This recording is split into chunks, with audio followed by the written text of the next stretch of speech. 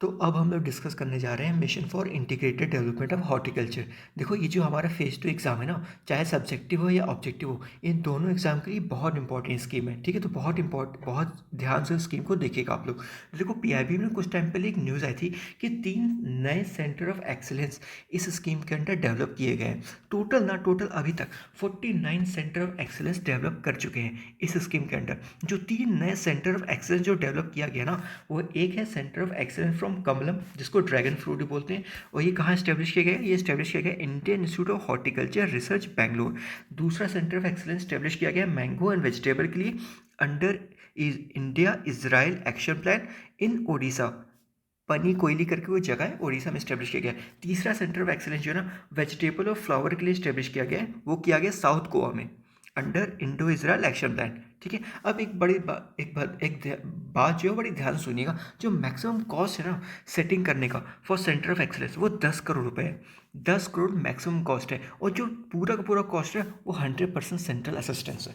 ठीक है, central government assistance देगी पूरा 100%। याद रखिएगा, सेंटर ऑफ एक्सीलेंस इस्टेब्लिश करने के लिए 10 करोड़ मैक्सिमम कॉस्ट है, और पूरा 100% असिस्टेंस सेंट्रल गवर्नमेंट देगी। ठीक है, सेंटर ऑफ एक्सेलेंस के लिए। चलिए अब हम इस स्कीम के बारे में पढ़ते हैं। तो देखिए 2014 में इस स्कीम की शुरुआत हुई थी, 2014 में। और ये स्कीम जो है ना, कृषि उन्नति योजना के अंडर आता है। तो कृषि उन्नति योजना की एक सब स्कीम है जिसकी शुरुआत 2014 में हुई थी।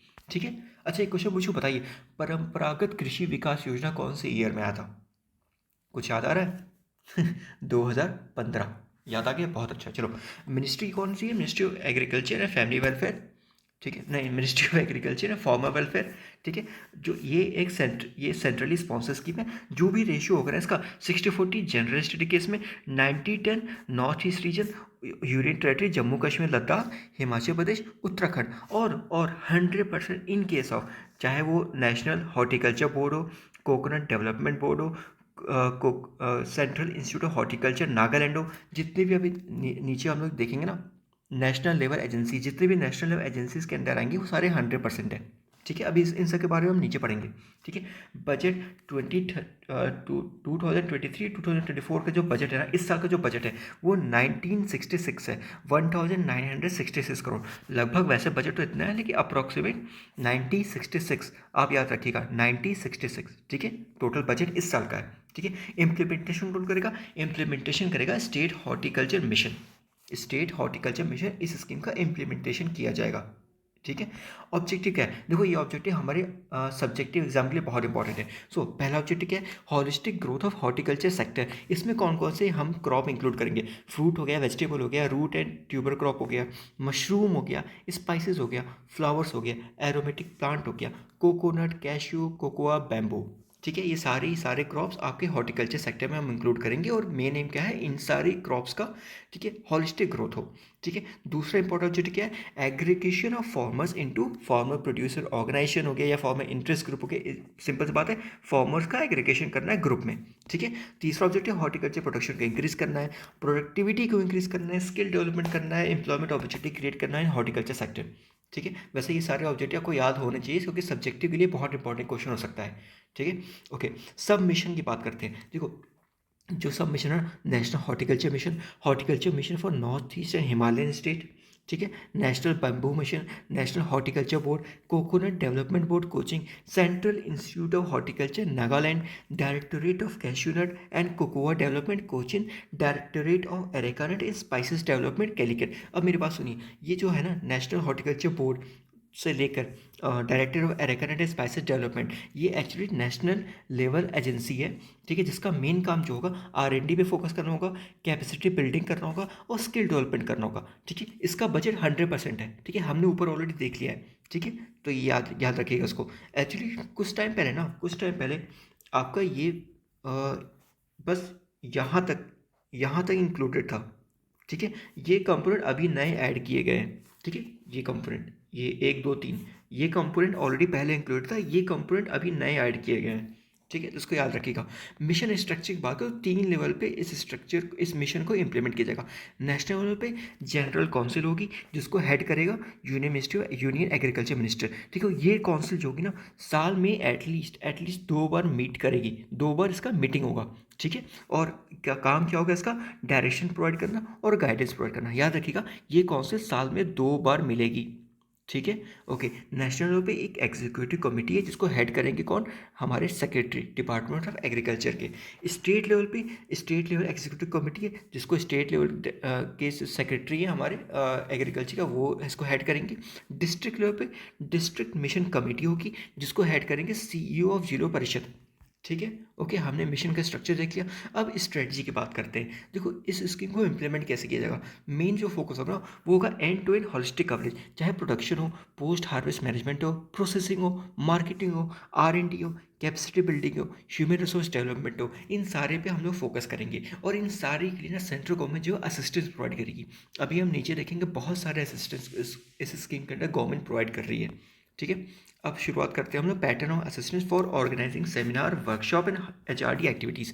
अब इस स्कीम के अंडर गवर्नमेंट जो है कई सारे सेमिनार्स कंडक्ट करेगी, कई सारे वर्कशॉप कंडक्ट करेगी, ताकि फार्मर जो है वो अवेयर हो सके। ठीक है, तो अगर डिस्ट्रिक्ट लेवल पे गवर्नमेंट ऑर्गेनाइज करती है, सो मैक्सिमम 2 लाख रुपए तक इस स्कीम के अंडर दिया जाएगा for conducting event for 2 days। State level पे 3 लाख रुपए दिया जाएगा 2 दिन के लिए। नेशनल लेवल पे 5 लाख रुपए दिया जाएगा 2 दिन के लिए। इंटरनेशनल लेवल पे 7.5 लाख रुपए दिया जाएगा 4 दिन के लिए। बड़े ध्यान से देखो, ये सारे प्राइम नंबर है, 2, 3, 5। वैसे 7 भी होता है कि 7.5 है, याद रखना। ठीक है, ओके। चलो, अब बात करते हैं assistance for FPOs and FIG, farmer producer organization और फार्मर इंटरेस्ट ग्रुप। ठीक है, जो इसके अंडर जो असिस्टेंस प्रोवाइड किया जाएगा ना, कोई स्पेसिफिक नहीं है कि कितना असिस्टेंस प्रोवाइड किया जाएगा। ये हमारे जो small farmer agri business consortium है, ये डिफाइन करेगा कि भाई इस पर्टिकुलर रीजन में किसी FPO को कितना असिस्टेंस प्रोवाइड करना है। ठीक है, मतलब इसके अंडर जो असिस्टेंस प्रोवाइड किया जा रहा है FPO को या फिर फार्मर इंटरेस्ट ग्रुप को, कोई फिक्स नहीं है। ये जो हमारी small farmer agri business consortium होगी ना, ये डिसाइड करेगी कि भाई पर्टिकुलर रीजन में कितना असिस्टेंस इस पर्टिकुलर ऑर्गेनाइजेशन को प्रोवाइड किया जाए। ठीक है, ओके। चलो, अब बात करते हैं assistance for market infrastructure.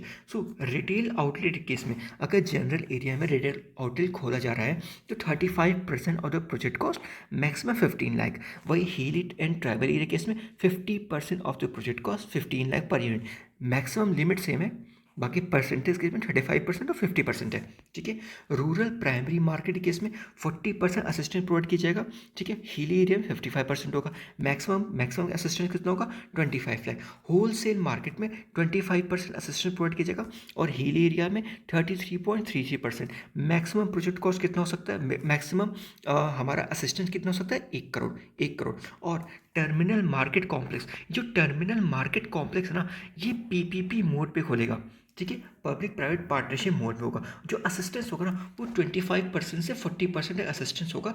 Maximum limit जो होगा असिस्टेंस का 50 करोड़ होगा, with project cost up to 150 crore, जिसमें से 25% असिस्टेंस जो है फ्लोर सब्सिडी के लिए प्रोवाइड किया जाएगा, और 15% सब्सिडी जो है वो बिडिंग के लिए प्रोवाइड किया जाएगा। ठीक है, और लास्ट में हमारा इंटीग्रेटेड पोस्ट हार्वेस्ट मैनेजमेंट में सब्सिडी प्रोवाइड किया जाएगा। ठीक है, इसमें जो सब्सिडी होगा, जनरल एरिया के इसमें 35% होगा, स्पेशल एरिया के इसमें 50% होगा। अब इंटीग्रेटेड पोस्ट हार्वेस्ट मैनेजमेंट में बहुत सारे हमारे पोस्ट हार्वेस्ट के इंफ्रास्ट्रक्चर क्रिएट किए जाएंगे। देखो, अब इतने सारे याद करने हैं कि नहीं करने, ये आप लोग डिसाइड करना। ठीक है, फेज़ 1 का एग्ज़ाम अभी हमने दिया है, हम लोग देख चुके हैं कि लेवल क्या आया था स्कीम में, कितना डीप स्कीम पूछा था। ठीक है, सो जितने मुझे इंपॉर्टेंट लगे ना, मैंने सारे यहाँ मेंशन किए। बाकी आप देख लेना अपनी अपनी श्रद्धा अनुसार, कितना आप लोग को पढ़ना है, कितना आप लोग को छोड़ना है। ठीक है, सो पोस्ट हार्वेस्ट मैनेजमेंट में अगर पैक हाउस हम लोग स्टैब्लिश कर रहे हैं, तो 4 लाख पर यूनिट के हिसाब से हमें सब्सिडी मिलेगा। इंटीग्रेटेड पैक हाउस केस में 50 लाख रुपए पर यूनिट। प्री कूलिंग के केस में 25 लाख रुपए पर यूनिट सब्सिडी मिलेगा फॉर 6 मिलियन टन। ठीक है, प्री कूलिंग का जो कैपेसिटी होगा 6 मिलियन टन के केस में 25 लाख तक का हमें सब्सिडी मिलेगा। Mobile pre cooling unit 25 lakh का सब्सिडी मिलेगा। रीफर व्हीकल केस में 26 लाख का असिस्टेंस मिलेगा फॉर 9 मिलियन टन।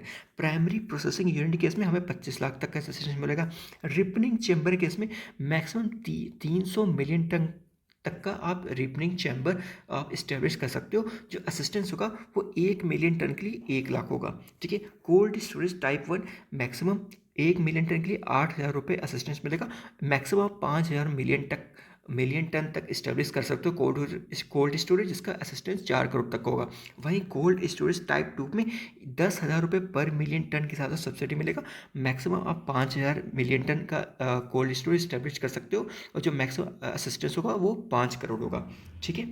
दूसरा बात, असिस्टेंस की बात करें तो assistant for farm mechanization case में हमें असिस्टेंट मिलेगा। अब ये कितना असिस्टेंट मिलेगा इसका मैंने लिखा नहीं, मुझे ज़्यादा इंपॉर्टेंट लगा नहीं, बस ये जान लीजिएगा कि फॉर्म मैकेनाइजेशन केस में भी mission for integrated development of horticulture के अंडर आपको असिस्टेंस मिल रहा है, ठीक है। और असिस्टेंस हमें प्रोवाइड होगा फूड प्रोसेसिंग यूनिट के अंडर भी। फूड प्रोसेसिंग यूनिट अगर प्राइमरी यूनिट आप इस्टेब्लिश कर रहे हो तो 25 लाख पर यूनिट के हिसाब से आपको असिस्टेंस मिलेगा। और अगर बिगर यूनिट अगर आप इस्टेब्लिश कर रहे हो ना, तो बिगर यूनिट सिर्फ कुछ ही राज्य में आपको इस्टेब्लिश करने की परमिशन है इस स्कीम के अंडर।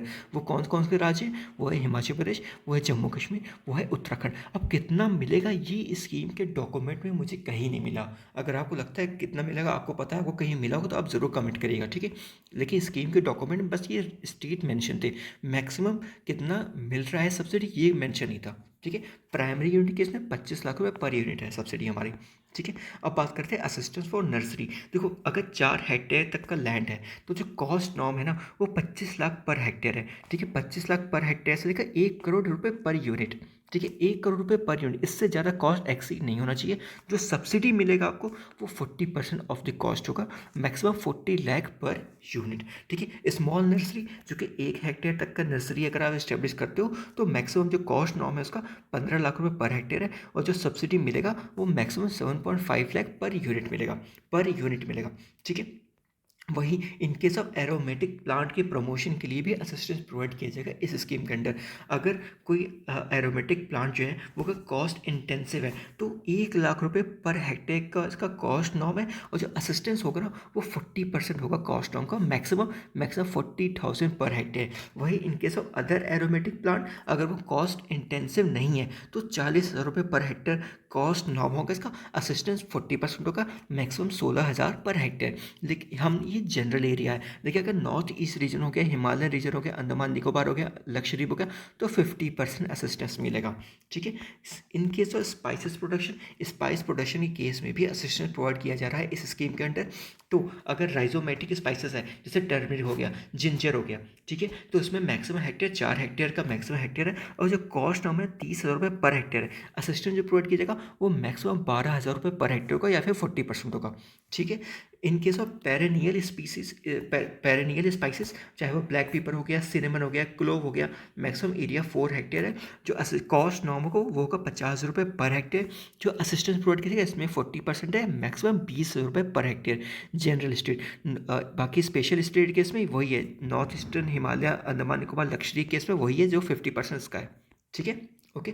असिस्टेंस मशरूम कल्टीवेशन में भी असिस्टेंस प्रोवाइड कीजिएगा। देखो अगर हम मशरूम की बात करें ना तो नाबार्ड में ना मेंस में 2 बार मशरूम से रिलेटेड क्वेश्चन आ चुका है। 2 क्वेश्चन स्टैटिक आया है, टाइप्स ऑफ मशरूम के बारे में पूछा था, लेकिन अब क्योंकि इसमें असिस्टेंस प्रोवाइड किया जा रहा है तो हम इसके बारे में पढ़ लेते हैं। जो कॉस्ट नॉर्म है वो 20 लाख रुपये पर यूनिट है, असिस्टेंस जो है वो 40% है, इसको याद रखिएगा, ठीक है। अब कुछ की फीचर है, देखो ऐसा नहीं कि असिस्टेंस बस इतना ही है, बहुत सारे और असिस्टेंस भी है। स्किल डेवलपमेंट के लिए भी असिस्टेंस प्रोवाइड कर रहा है, पॉलीकल्चर को प्रमोट करने के लिए भी असिस्टेंस प्रोवाइड कर रहे हैं, लेकिन इतना असिस्टेंस मेरे ख्याल से बहुत है, और सारे असिस्टेंस लिखने जाऊंगा तो वीडियो जो है 1 घंटे से ऊपर क्रॉस कर जाएगा, ठीक है। अगर आप लोग को और ज़रा पढ़ना है तो स्कीम का डॉक्यूमेंट पढ़ लीजिएगा, उसमें सारे असिस्टेंस मेंशन है। मुझे जितना इंपॉर्टेंट लगा सारे मैंने मेंशन कर दिए हैं, ठीक है। कुछ और इंपॉर्टेंट की फीचर की बात करते हैं तो देखो जो टेक्निकल एडवाइस है और जो एडमिनिस्ट्रेटिव सपोर्ट है स्टेट गवर्नमेंट का सेंट्रल गवर्नमेंट प्रोवाइड करेगी।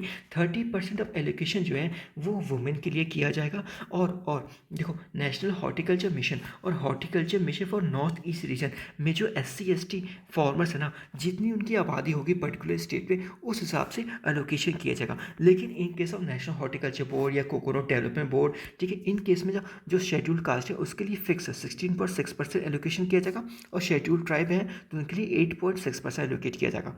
ठीक है, इसके केस में पॉपुलेशन पर डिपेंड होगा, इसके केस में फिक्स कर दिया गया कि इतना आपको एलोकेट करना ही करना है शेड्यूल कास्ट और शेड्यूल ट्राइब के लिए।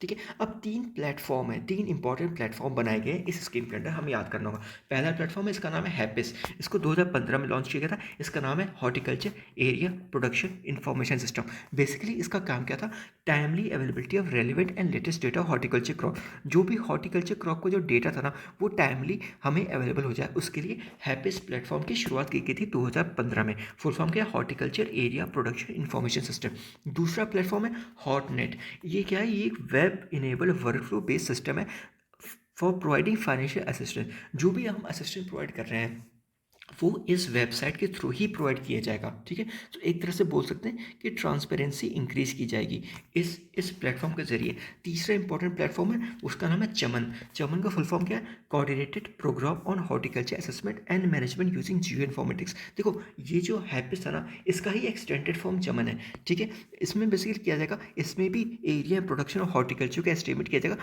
पर using scientific methodology. Along with this हम एक्शन प्लान भी बनाएंगे फॉर हॉर्टिकल्चर डेवलपमेंट। जो डेटा प्रोवाइड किया जाएगा ना, जो भी रिसोर्स हमारे जो भी हमें डेटा मिलेगा इस प्लेटफॉर्म के अंदर, उस डेटा का यूज़ करके, रिमोट सेंसिंग डेटा का यूज़ करके हम लोग हॉर्टिकल्चर डेवलपमेंट प्लान बनाया जाएगा। ठीक है, साथ में रिसर्च एक्टिविटी पे भी फोकस किया जाएगा इस प्रोजेक्ट के अंदर। इस प्रोजेक्ट का फेज 2 2018 में शुरुआत किया गया है और इस प्रोजेक्ट को इम्प्लीमेंट किया जा रहा है Mahalanobis national crop forecast centre द्वारा। ठीक है, सो ऑलरेडी बहुत ज़्यादा डीप में हम लोग स्कीम देख चुके हैं, इससे ज़्यादा और कुछ इंपॉर्टेंट नहीं है। आप चाहो तो वैसे स्कीम के डॉक्यूमेंट पढ़ सकते हो, लेकिन मेरे ख्याल से इतना बहुत है स्कीम के लिए। ठीक है, तो फिर ठीक है, चलिए, थैंक यू।